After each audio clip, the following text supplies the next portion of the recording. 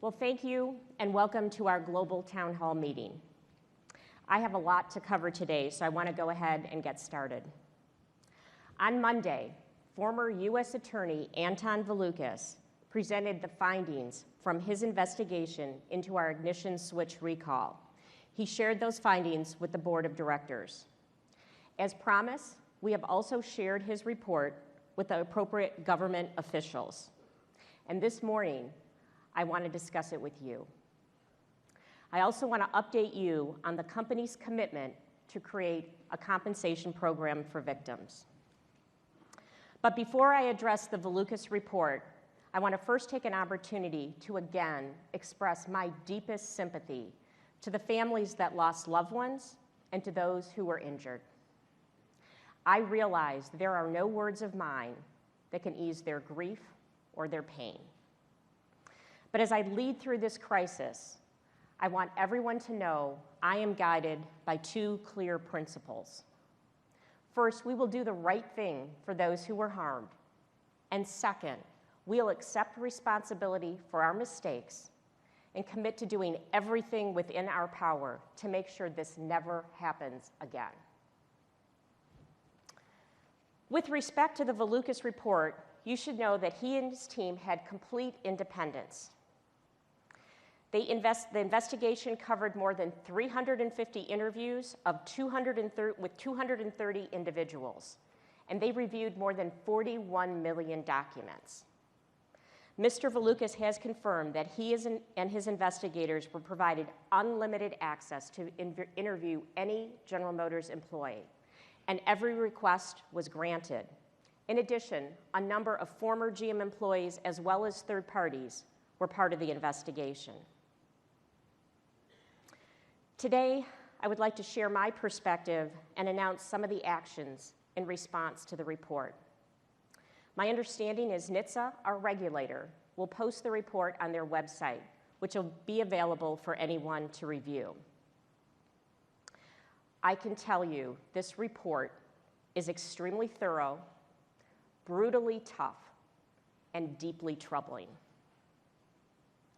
For those of us who have dedicated our lives to this company, it is enormously painful to see our shortcomings laid out so vividly. As I read the report, I was deeply saddened and disturbed. But this isn't about our feelings and it's not about our egos. This is about our responsibility to act with integrity, honor, and be committed to excellence. With all of our colleagues around the world watching, I want it known that this recall issue isn't merely an engineering or a manufacturing or a legal problem. It represents a fundamental failure to meet the basic needs of these customers. Our job is clear: to build high-quality, safe vehicles. In this case, with these vehicles, we simply didn't do our job.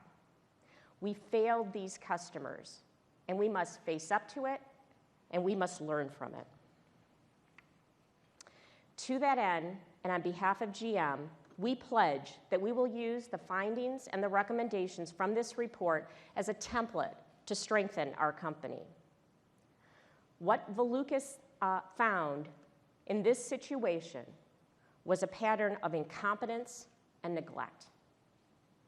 Repeatedly, individuals failed to disclose critical pieces of information that could have fundamentally changed the lives of those impacted by the faulty ignition switch.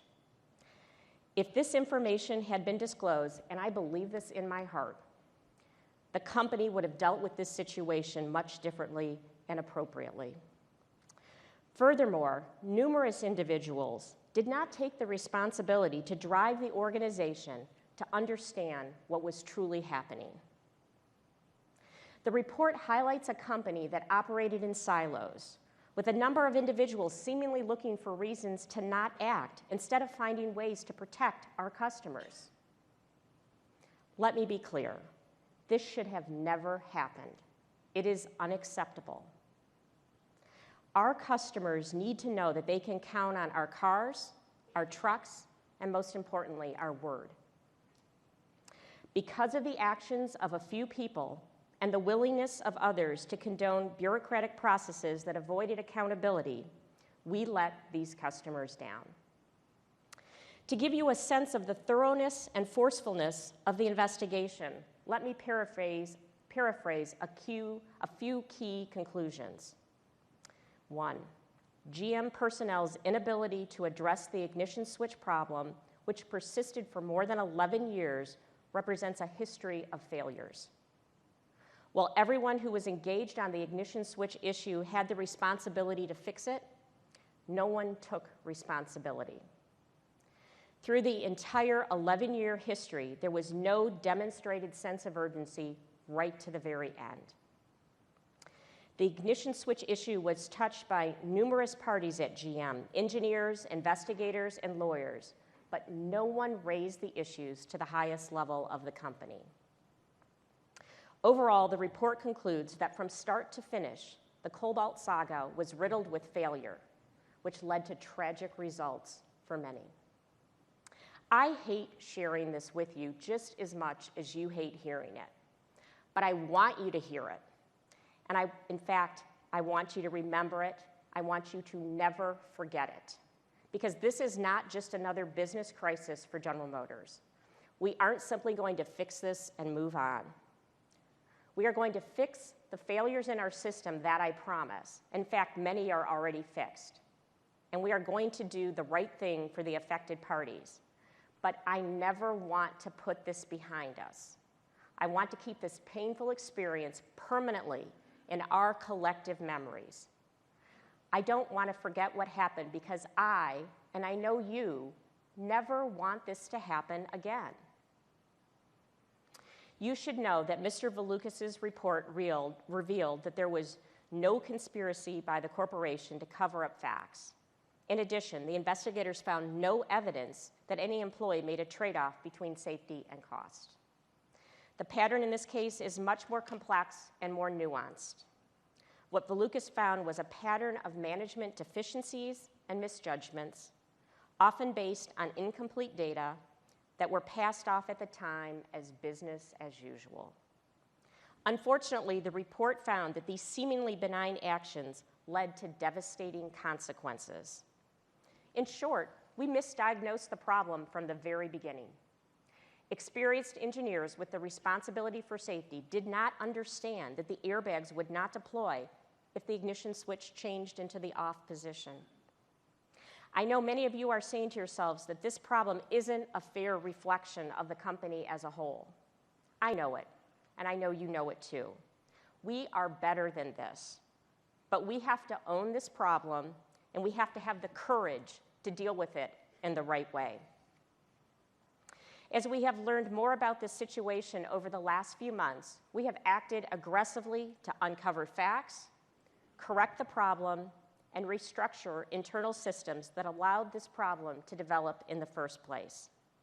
I mentioned it earlier that we are posting a summary of all of our actions on the website, but I want to highlight 5 of the most critical steps we have already taken.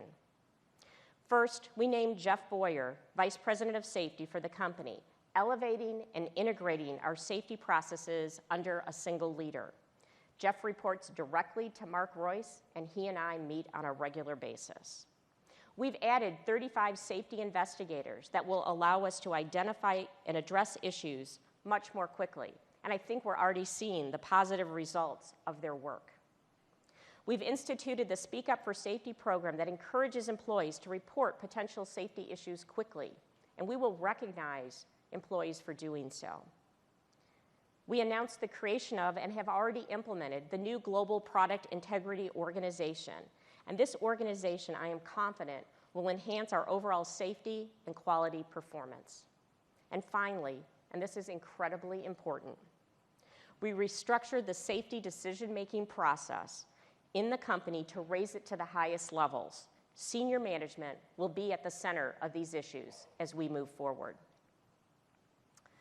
The Valoukas report makes a series of recommendations in 8 major areas, and I'm committing the company that we will act on all of these recommendations. In each of the major areas, we've already taken steps, but there is much more to do. We will move forcefully to complete the recommendations on an expedited timetable. Evidence of our work is already apparent. As I'm sure you know, we are taking an aggressive approach on recalls. We are bringing greater rigor and discipline to our analysis and decision-making process regarding recalls and other potential safety-related matters. This is the new norm. We are redoubling our efforts, and I believe they will be substantially complete by the end of the second quarter. In the near term, you might expect to see a few more recall announcements. We have also made a number of personnel decisions. Some of these were tough calls. I'm sure you can appreciate this, and we held off making these until the investigation was complete. But with the facts before us, we felt it was important to make a number of changes, and we've already done so. 15 individuals who we determined to have acted inappropriately are no longer with the company. Some were removed because of what we consider misconduct or incompetence. Others have been relieved because they simply didn't do enough. They didn't take responsibility. They didn't act with a sense of urgency. Disciplinary actions have been taken also against 5 additional employees as part of the company. And with these moves, I feel we have addressed the personnel issues in this matter. Consistent with our priority to do the right thing for those that were harmed, we will be implementing a compensation program for those who lost loved ones who have suffered serious injuries as a result of the ignition switch failure. To that end, we have engaged Ken Feinberg to review options, and ultimately, he will administer the compensation program. Again, with all of the changes we have implemented and are now undertaking, the job of correcting our mistakes is only the beginning. Strengthening our systems and adding resources are critically important steps to improving our company. But as positive as these steps are, they still aren't enough. To excel, to truly build the best auto company for customers, we have to change our behaviors as well. We have to personalize this challenge. Quality and safety aren't someone else's responsibility. They're mine, they're yours. We must all feel a personal responsibility to see that this company excels at every level. Together, we have to understand that the attitudes and practices that allowed this failure to occur in the first place will not be tolerated. And if we think that cleaning up this problem and making a few process changes will be enough, we are badly mistaken. Our job is to not just fix the problem. Our job must be to set a new industry standard for safety, quality, and excellence. To settle for anything less would be a profound error. So if you are aware of a potential problem affecting safety or quality and you don't speak up, you're part of the problem, and that is not acceptable. If you see a problem that you don't think and you don't believe it's being handled properly, elevate it to your supervisor. If you still don't believe it's being handled properly, contact me directly. I want an environment at GM where the customer is at the center of every action and decision we make. After all, we exist to serve their needs, not ours. We jointly own our successes and our failures, and we need to hold each other accountable. I know that every day, over 200,000 GM employees get up and go to work with a sincere commitment to do their very, very best. You and I both know that the vast majority of our colleagues care deeply about safety and quality and have the highest integrity. The simple truth is, each one of us has the power to make GM a better, more customer-focused company. It's time we unleash the full power of this great company. When I started at GM 33 years ago, I never expected to be CEO. And I certainly never expected to be in a situation like this. But I'm here, and you're here. And we have to be committed to leading in a way that brings honor and respect to this company. Even on a day as tough as this, I am proud and honored to work for General Motors.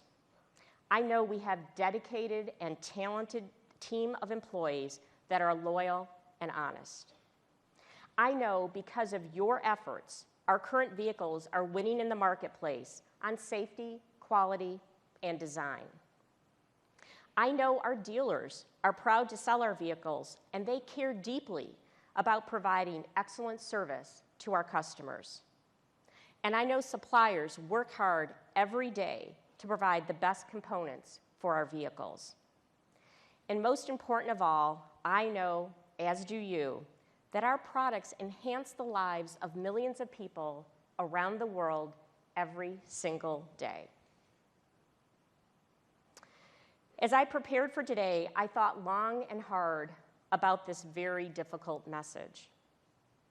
I knew full well it would be difficult for all of us, but I also knew the only course of action was to be direct and totally honest.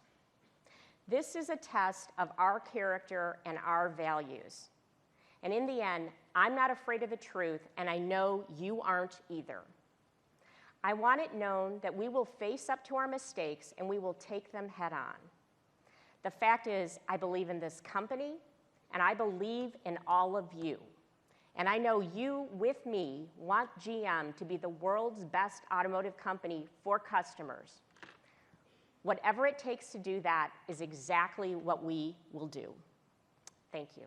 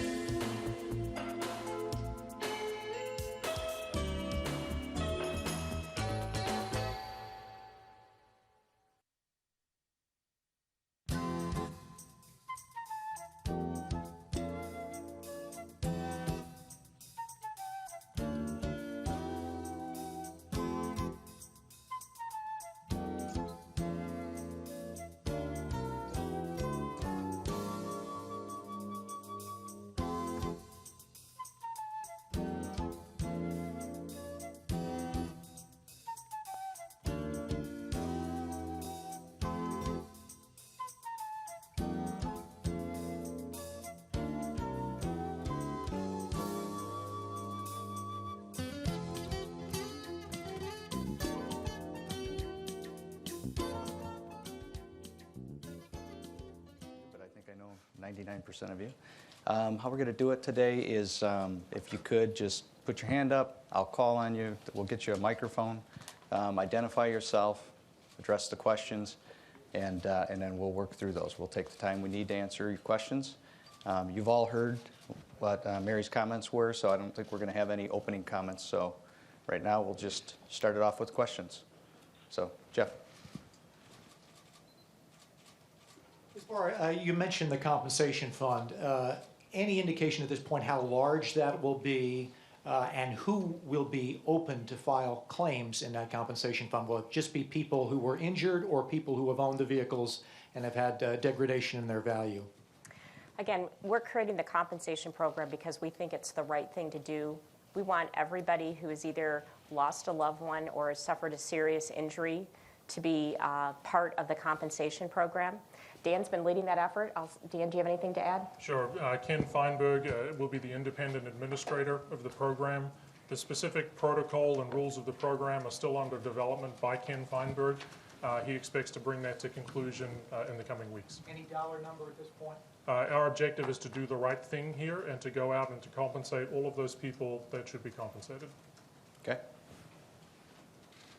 Rod Maloney, WDIV TV Detroit. Mary, I think the two questions that strike me most are, one, what was the environment that led to these kinds of attitudes? In other words, was it fear that the company might go under if there were a recall, or was it just an arrogant attitude, number one? The number two question is, how is it that does the company allow for a part change without changing the number, which, as I understand it, is sort of the cardinal sin of all of this, and what is it that the report today tells us about all of that?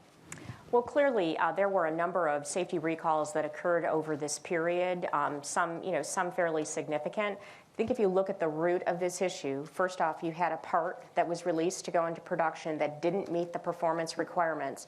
And then, sadly, when the problems first occurred, they were misdiagnosed. They weren't deemed a safety issue because engineers didn't understand the relationship between the switch and the circuitry that deploys the airbag. Excellent. Let's go across. Tom? Mary, can you say how high in the company, of the people who were disciplined or fired, how high in the company did this go? And also, under the organizational chart, safety reported to you as product development chief for 3 years. Should you not have known about this? I wish I had known, because the minute we knew, we took action. And I think you've seen swift action being taken since the end of January. As it relates across the organization to the number of individuals that are no longer with the company, they represent many functions: engineering, legal, public policy, quality. A disproportionate number of those that are no longer with the company were in senior roles or executive roles. Yes, sir. James Amen with wardsauto.com. Just curious, Mary, how confident you are that that this is an isolated incident. The part change being made without the part number going along with it. Again, and commented on that is not an acceptable process. It never has been. It isn't going forward. And so as we looked at this situation and we looked across the company, we feel, again, this was a tragic set of events of serious mistakes that were made over an extended period of time on this issue. So why don't we go right here, CNN. Right here, hi, Poppy Harlow with CNN. Will GM waive the liability shield that it acquired as part of the taxpayer-funded bankruptcy in all cases of injury and death tied to the ignition switch defect?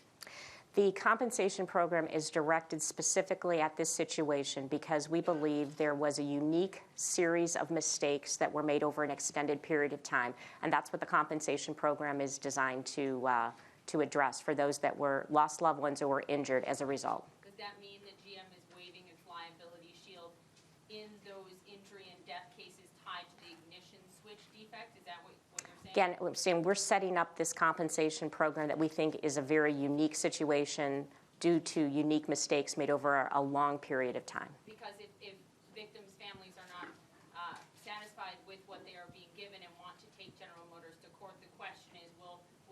waiving that liability shield? Is that The- something you know at this time? The program is voluntary, and, people have the ability to make their own decisions there. So, Jeff? Jeff Bennett, Wall Street Journal. Mary, I was wondering if you could go back to the end of 2005, 2006. One of the questions is, why was the switch changed by engineers, and who within that group knew about it? Is it from your findings that that switch change was just kept in the lower levels of the engineering department? And why was it changed in April 2006? Again, the report indicates that there was a change made, that part number wasn't documented, and that it was not communicated. And actually, you'll see there were times when it was directly asked, and there was no recollection of that being done. Do you know why, though? I can't speculate on why. Again, it's not part of the process. You do not change a part for fit, form, or function and not change the part number. First, we're going to go to Phil, and then we'll move up here. Mary, Phil LeBeau with CNBC. Playing off of Jeff's question, the why seems to be what I think a lot of people are trying to figure out here. Saying it was incompetency and failure repeatedly, that somewhat explains it, but I think a lot of people are trying to understand what was the mindset for the individuals involved who were ultimately involved in this entire process, why they didn't say something when they should have said something. I wish I knew the answer to that question because, as I said, I believe in my heart, had we known, we would have dealt with this matter at the right period of time and we wouldn't have had the tragic consequences. I can't speculate on that. I can tell you those individuals are no longer with the company. And the disproportionate number were senior management? Senior executives or higher. Senior executives. VP level or higher? I would say executive or higher going into some of the top levels. Right here. Mike Colias, Automotive News. Mary, I think you said in your comments that there were no trade-offs made between cost and safety, but I think there's been documentation that has shown that that was deliberated, in emails. And so how did you arrive at that conclusion? So it's the conclusion of the Valukas report because the problems were misdiagnosed from the very beginning, and they deemed it to be a customer satisfaction issue, not a safety issue. That is why, from my review, that there wasn't a trade-off made between safety and quality, and that was Mr. Valukas' finding as well. Let's go over to Dave. Dave Shepardson, Detroit News. Can a couple questions. First, to follow up on the compensation fund. So this will not apply simply to owners who have lost value in these cars as a result of the recall. Is that right?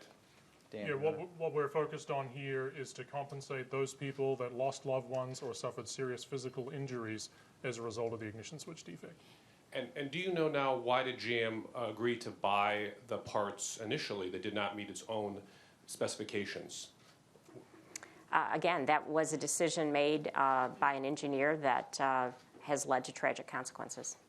So basically, was the fault here you had isolated individuals who did not do the right thing, and that people had opportunities to fix it, but that there was no broad conspiracy to prevent an expensive safety fix? The Valukas report has that exact conclusion, that there was no conspiracy found and there was no employee that made a trade-off between safety and cost. That is the part of Valukas' findings. Just last, and so that's because you're saying the emails that show the cost to improve the switch was 90 cents and you would only saved 10 or 15 cents in warranty costs. That was because it was a customer satisfaction, not a safety issue? That's what's documented, yes. Okay. Let's go to Bill Vlasic. Bill Vlasic, New York Times. Mary, can you tell us exactly how many senior officials? You said a disproportionate number. Does that mean most of these 15 were senior executives? A small number? What was the exact? I'm not going to comment specifically on the individuals other than to confirm that the two individuals that were on leave are no longer part of the company. But I can tell you it's well over 50-60%. Well over 50% are senior? Yeah. Our executives are higher. Our executives are higher. And this goes across a variety of departments. Can you specifically talk about your legal department and what how many people have lost their jobs there, and what changes you're going to make in that end of the company? Again, I'm not going to cover specifics, but I can tell you that there were the right actions taken from a legal perspective in that function. I can tell you that there's already been very productive changes made. In fact, Mark, you may want to comment on the way that you interface with legal now in the engineering world. Sure. The new organization, the Product Integrity Organization, along with the parts, components, and subsystems, are very much integrated with legal.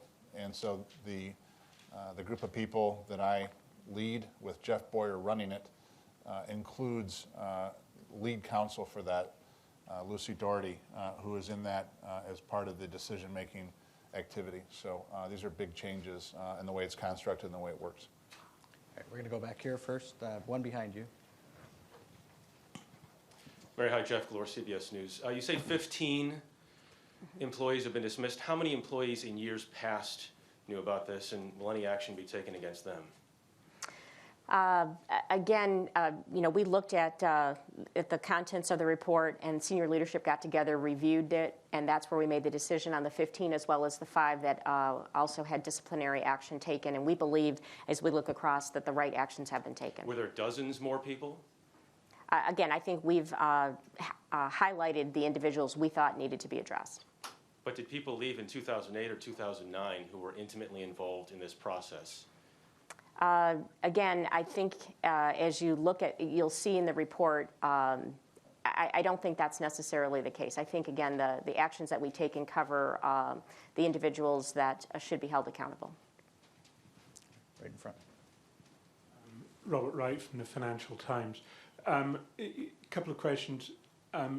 It's well documented that you say that the company worked in silos, but it's well documented that the legal department had Ray DiGiorgio give evidence in a case last year where he said that he didn't know who'd redesigned the ignition switch. I mean, what can you say about the circumstances that led to that? And also, just very quickly, do you have any indication as to whether NHTSA is going to be, what they think of the report and whether they think it's a satisfactory account of what happened? Again, though, the report was shared earlier this morning, so although I've spoken to both the Secretary of Transportation as well as key members of Congress, they haven't had a chance to review the report. We'll follow up if they have any other questions, and I can't speculate on what Mr. DiGiorgio said or was thinking.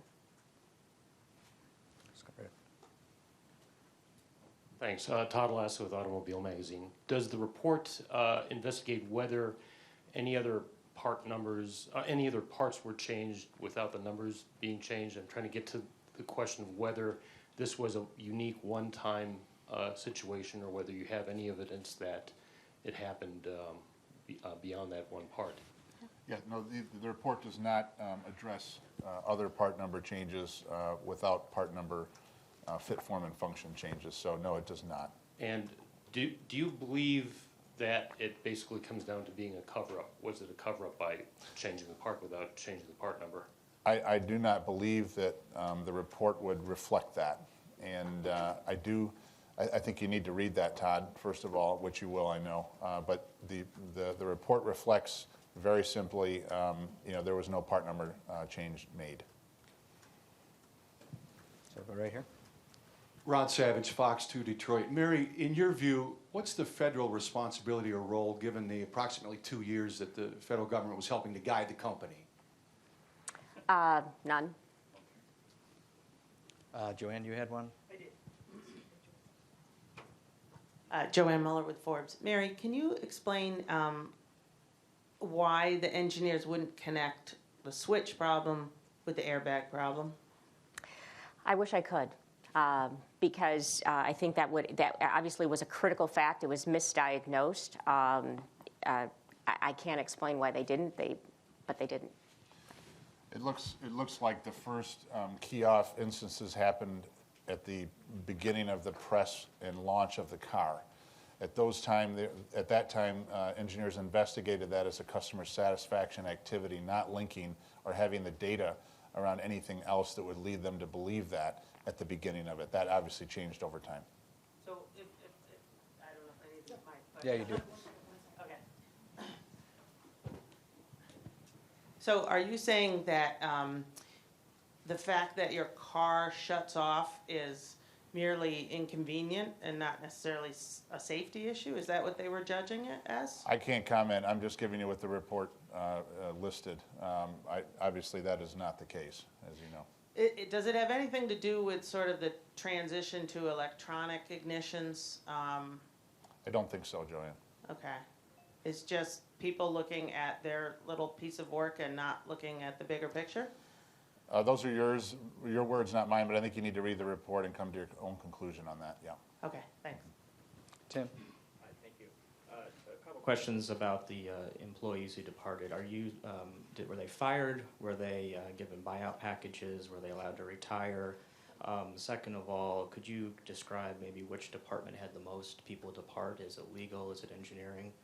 And then It was across those functions, and I would say, as the people, every situation you can imagine that is different, and we have laws, and some programs are guided by laws, and we, obviously held up our responsibility as it relates to employment law, and that was the basic facts that we made sure that we lived up to, and no more. so some were fired, some were allowed to retire. Is that Again, each one is an individual case, and I believe it's a matter of that individual employee and the company. I believe it's a private issue between the company and the employee. Did engineering take the brunt of the folks leaving? Again, I would say we looked, and you'll have the opportunity when you read the report. I think it was the right people across, and 4 different functions were represented. And finally, when you read the report, what angered you the most?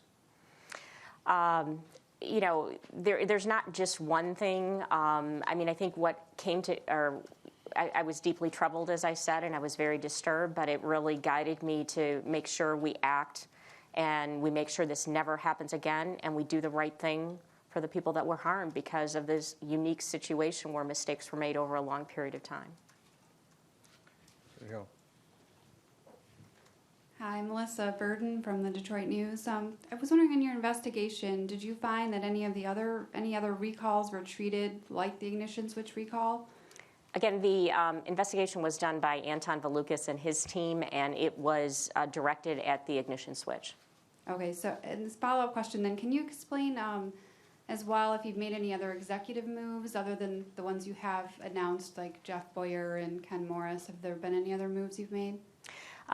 Clearly there's been, I think, a lot of strengthening done in the product development department. Clearly there'll be moves made in other departments. Some have already been made.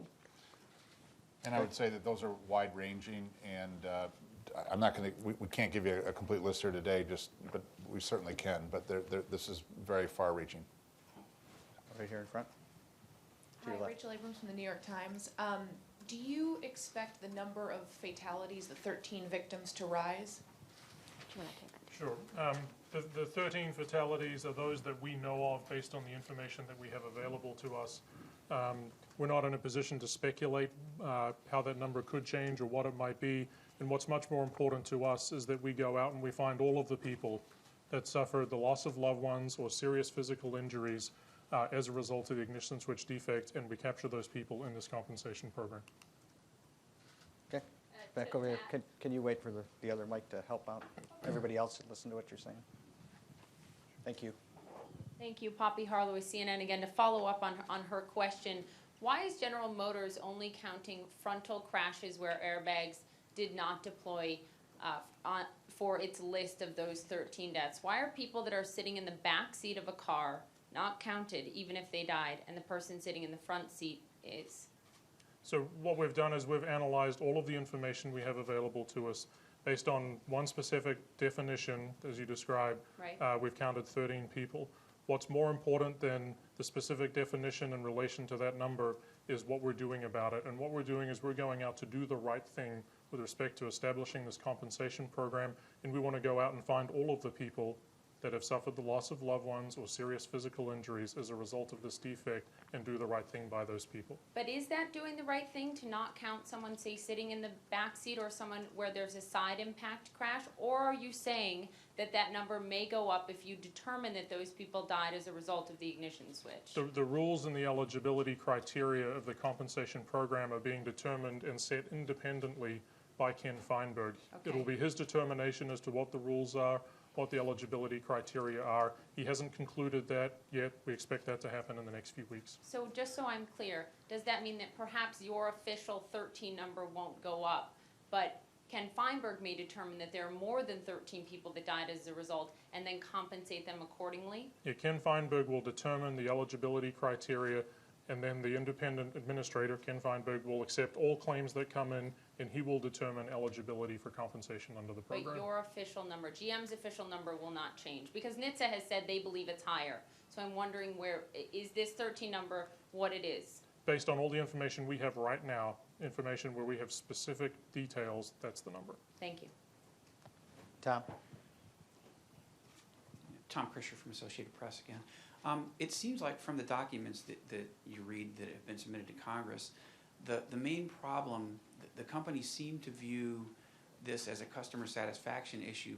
Many of the documents say you can still steer the cars even though the power steering goes out once the ignition switch slips into the off or accessory position.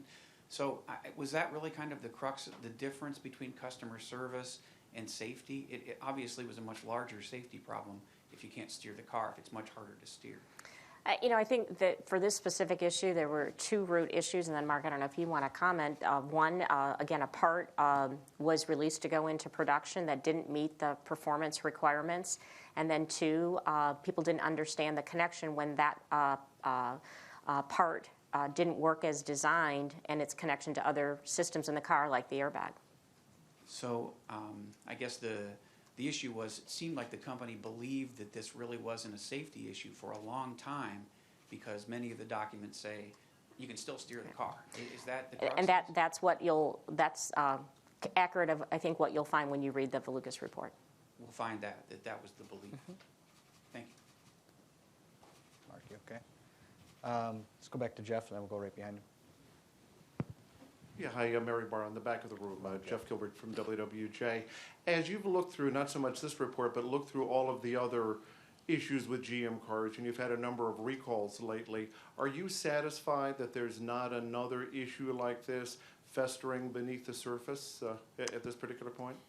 Again, if we find something, we will deal with it. At this time, I don't think so. We've redoubled our efforts. I think the team, when you look at the additional investigators, we've actually have a project that's near completion where we're going to be using data analytics to make sure we're capturing information, whether it comes from internal, external sources, or from the legal team. So across the company, as well as internal and external sources, to make sure we're looking at issues quickly.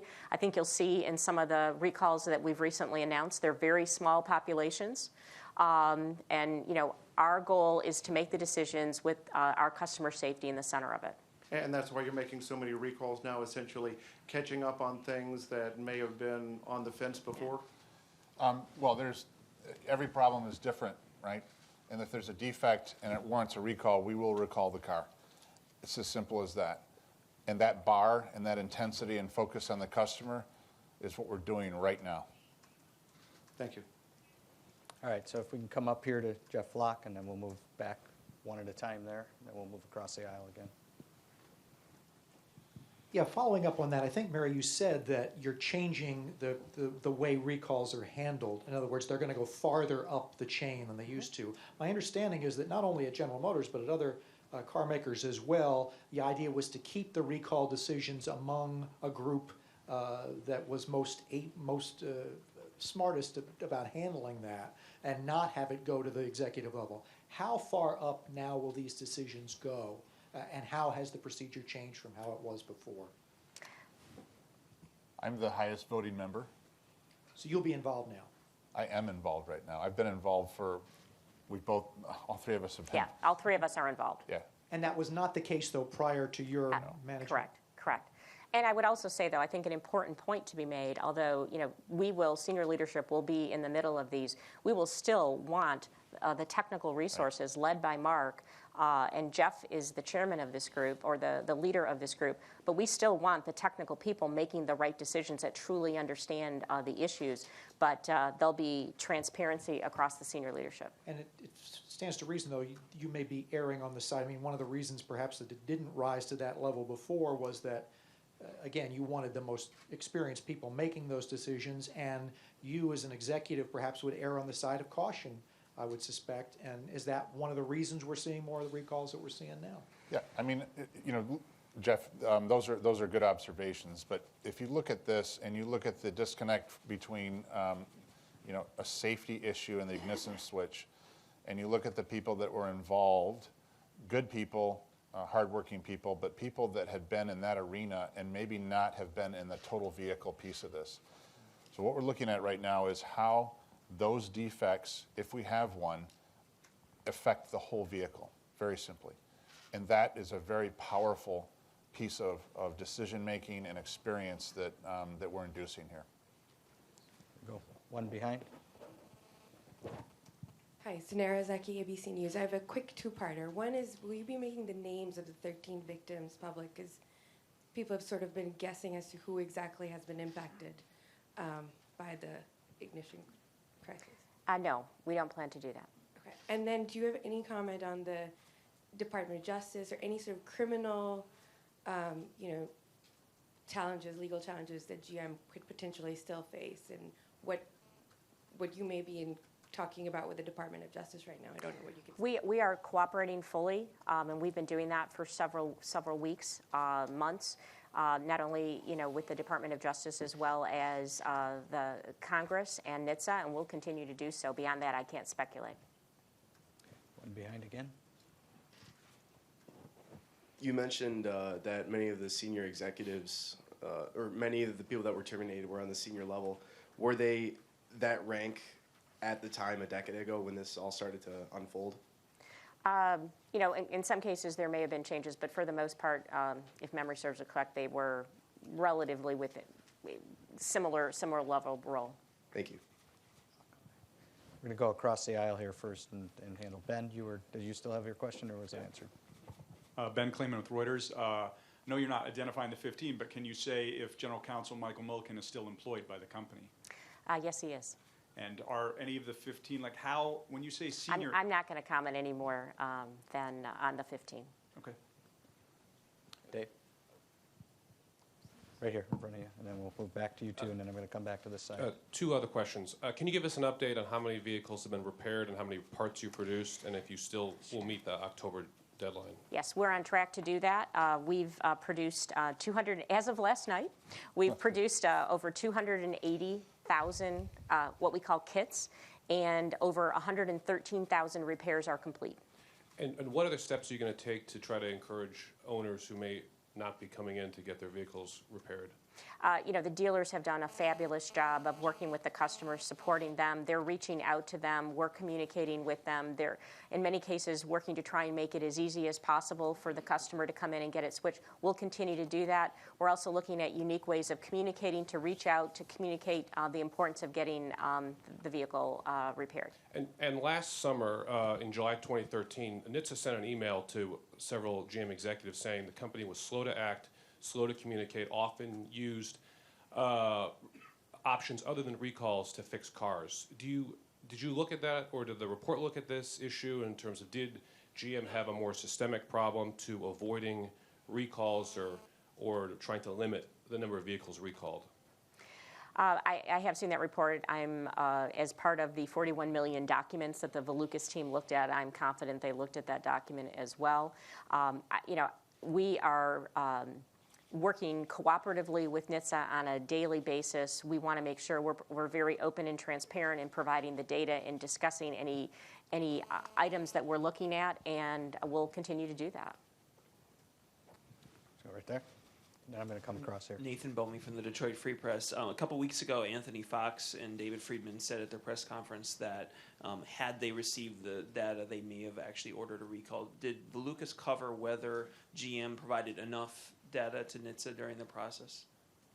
The report looks into that, but again, if you look at the root cause and the fact that how this works through the system over a long period of time, I think that's probably the key finding that you'll see in the report. So let's go across. Rod, then I'll come to Phil. Rod Maloney again, Channel 4, Detroit.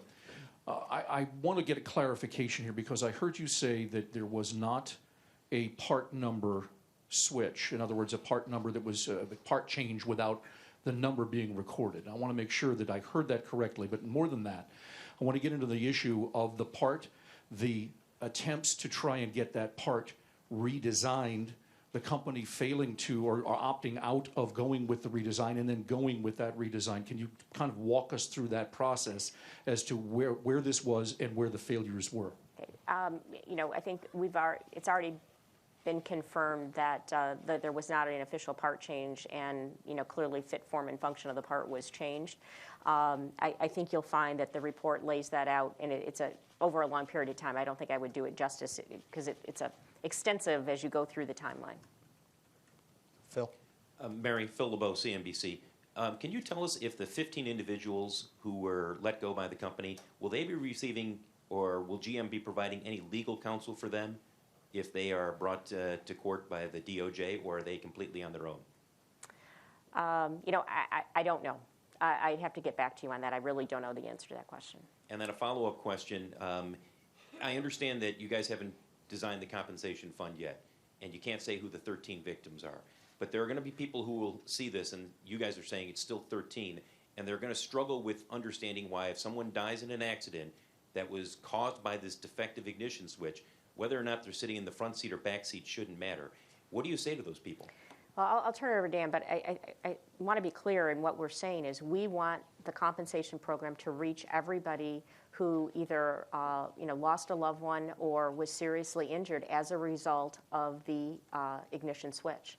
And you know, we've hired Ken Feinberg as an independent administrator to do that. I don't know, Dan, if you have anything to add. The only thing I'd add to that, as I said before, Feinberg will design the protocol and the rules of this program as an independent body, as an independent administrator. He will accept claims that come into the program and evaluate them independently and make a determination as to eligibility independently. Okay, go back one, then I got to go back over here, and then I'll come back, Todd. You say you're waiting for more information on some of these crashes before you revise the death toll. It would seem to me you have a huge amount of information about some of these cases. Brooke Melton's case in Georgia, in particular, the case that brought much of this to light. Why isn't her death counted? Again, we can talk about measuring, we can speculate about what numbers might be. The most important action we can take right now is the action we've taken, which is to establish this compensation program for all of those that have lost loved ones, suffered serious physical injuries, have an independent administrator set the rules for eligibility for that program, determine the compensation amounts, and that's the action we've taken, and we expect that to be ready to begin accepting claims, as we said, by August 1st. Do you now consider a car shutting off a safety issue? In the case of the Cobalt, clearly in this case, when it was related to the ignition switch, it was. Bill Vlasic, and then Mark will come to you. Just a real quick follow-up about the 15 people. Did Mr. Valukas recommend these 15 people be separated from the company by name, or did you make that decision? We as the senior leadership team made the determination. Secondly, last fall when the Treasury Department sold its shares in General Motors, we heard a lot from your predecessor about how GM had changed and how it had a culture change and was going to make America proud. Some of those comments seem kind of hollow now, and I'm wondering, why should your customers believe that GM has changed now when we heard similar things just 6-7 months ago? I think there's several points that you have to consider. First, there has been dramatic change at General Motors. Just look at the vehicles that we're putting on the road today that are award-winning based on external assessment. Across multiple brands in multiple segments, and there's a commitment to do great vehicles. There's a commitment to have a high safety culture, to have a high quality culture. But culture doesn't change overnight. But it's a continuum, and we're going to work to take it to the next level, because my commitment is, and I know Dan and Mark share it with me, we want to be the automobile company that puts the customer in the center and has the safest, highest quality vehicles. It's a journey, so I don't find those comments hollow. Mark Phelan. Thank you. Ms. Barr, I'm Mark Phelan, Detroit Free Press. Couple of quick questions. The size of the compensation fund, will that be determined by Mr. Feinberg's recommendations or in some other fashion? The ultimate number of people, the eligible claims that the independent administrator, Mr. Feinberg, determines. He will accept all claims, he will evaluate them, and he will make a determination. So he will determine how much money General Motors ends up spending on this. That's correct. Thank you. Second, the root of this seems in many ways to be two failures in the system. A part was changed and the system was never notified of it, and the engineers who were evaluating a problem did not realize how severe the problem could be. Have the systems been changed in a way to make it less likely that any of that can happen again, or is it a matter of just telling people, do your jobs better? No, the fundamental change in the systems, Mark, are really around things that we call design for failure mode, and we do it across systems of cars. Our cars get more complex as time goes on, you know that. And so how a part or a subsystem interacts with the rest of the car is everything. The system that we put in place today with product integrity prevents that from ever happening again. Okay, I was going to come back across, and then I'll go back to you. Todd, you were first, then Joanne. Jim? Oh, thanks. Could you characterize the difference in culpability between the 15 people who have been separated from the company and the 5 people who have been disciplined? We haven't talked about the 5 who've been disciplined yet. What's the difference there? As I said, for the 15, it was either somebody that we, deemed had either incompetent or misconduct versus others who simply didn't take action. I think it was important for others who maybe weren't in those categories, but still, had connection, that they understand and are very clear what their role is as an employee of General Motors. So these 5 may have been people who knew of the problem but weren't directly involved with the engineering. One level removed, I think, is a good way to look at it. Okay, and just one other question. I know this is going to sound like ancient history, but visiting GM over the years, the kind of the remains of the results of the Nader era permeated the company, I think, up until very recently, and perhaps still do. But why did GM culture change or remain the same in reaction to that? Why didn't GM culture react to that the way you're reacting to it now? Again, I can't speculate on that, but I can tell you, when I sit here with Dan and with Mark, since the moment we all started working together in the roles we were in, even a few years back, we have been dedicated to doing great cars, trucks, and crossovers with the highest quality, safety being a critical important of quality. And, I think we're demonstrating that what we're doing. That's what we're committed to. That's the culture we're driving. And I will tell you, the talented men and women at General Motors, that's what they want to do. They want to build great cars and trucks and crossovers. You just watched the teleconference or the global town hall that we just did. I mean, to look at the faces of our employees, they're more disappointed than I can think of anyone else, because they want to do the right thing for the customer. They want to do great cars and trucks. They are, and trust me, they are internalizing this, and we will be a better company. Joanne? Joanne Muller from Forbes.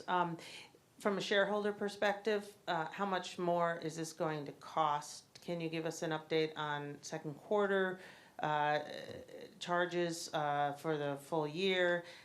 Does it depend on the outcome of the Feinberg compensation fund? We've already made the you saw first quarter, we made the disclosure already for this quarter of $400 million for the recalls that we have announced to date. As I said in my remarks, as we redouble our efforts, we think to a large extent that will be substantially complete by the quarter, but I can't speculate on anything else right now. Jeff, and then we'll go back forward. Jeff Bennett, Wall Street Journal. One for Dan and then 2 for Mary. Dan, for those who opt out of going with Ken Feinberg and decide to go to court, will you use the bankruptcy protection process to fight those claims? They'll preserve all of the same legal rights they have today. The program is entirely voluntary. If people opt out of the program, don't want to participate, they'll have the same legal rights they have today. But will GM assert that those claims are barred because of the bankruptcy then? They'll have the same legal rights they have today. Okay. And then, Mary, I was wondering, the report, how far back did it go in administration? I know that it cleared you and your current administration, but did it look at Dan Ackerson, Rick Wagner? How far back did it go, and did it clear everybody in those administrations? The report explicitly covered myself, Mark, and Mike Milliken.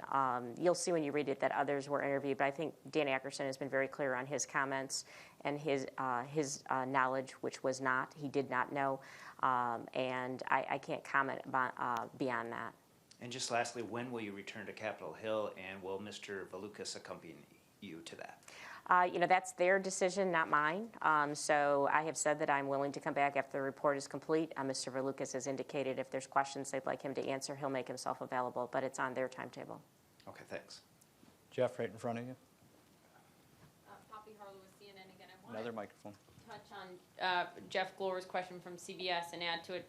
In terms of the number of victims at 13, Brooke Melton's father, Ken Melton, told me within the last week, quote, her death not being counted makes him feel like it doesn't count, like her life doesn't matter. So I think that from the perspective of some of the victims' families that we've talked to, that's where they're coming from.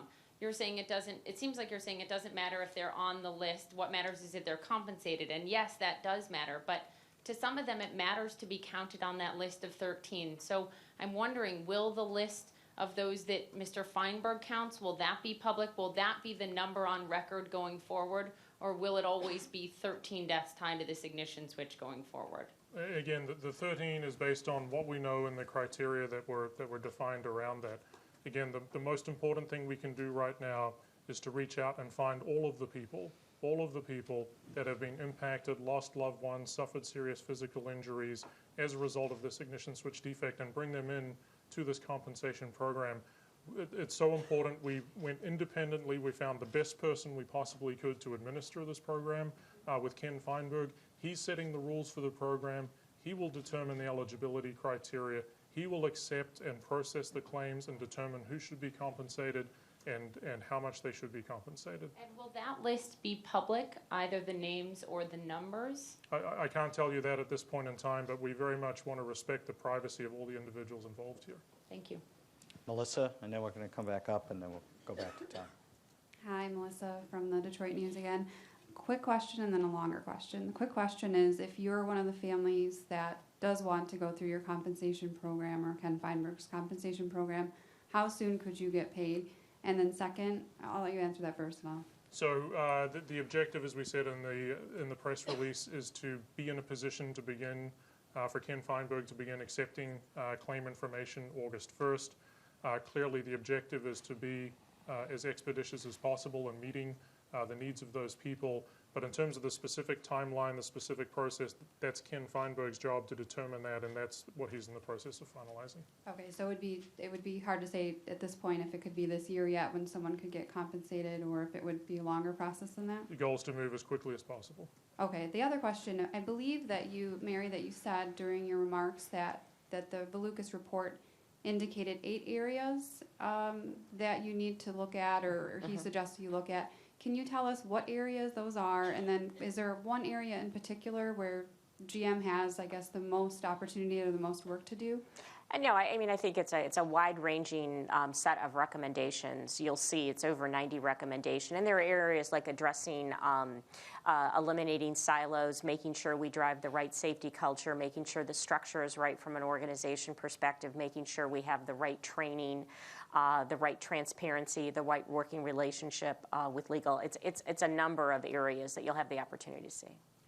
Is there, with that though, is there any particular area, I guess, that he indicated or the report indicates that really GM, I guess, has the most opportunity to grow or to correct problems? I think he looked and made comprehensive recommendations. I don't think he necessarily prioritized those. I will tell you, I personally think, in addition to implementing every single recommendation, is to make sure we drive the right intent with every employee and empower them to make sure that they are supported as they raise safety issues, and we support them to do their very best work in designing and engineering great vehicles.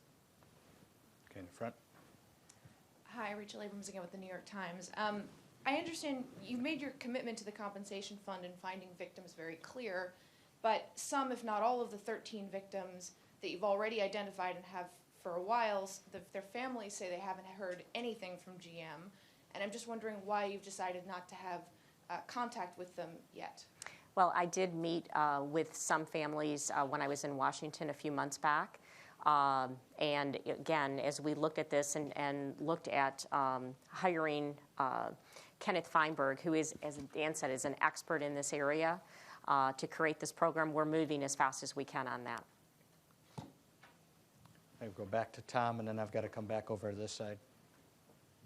Tom Krischer from Associated Press. Given that you now believe that the loss of power steering, or the engine shuts down, the loss of the power brakes is a safety problem, will you consider compensation of other types of accidents that were not frontal impact? In other words, if somebody lost the power steering, lost control of the car, and the side of the car hit a tree or something? The eligibility criteria, as I said before, is getting determined by Ken Feinberg.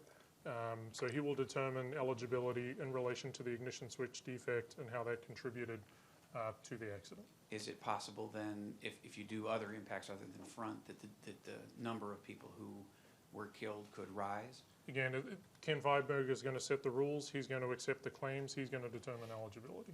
Thank you. I'm going to come back over here first. Start in the back with Jeff first. You've known there was a problem with the switches for more than 11 years now. Continental told you that was linked to the airbags in 2009. Why didn't GM pick up on it then?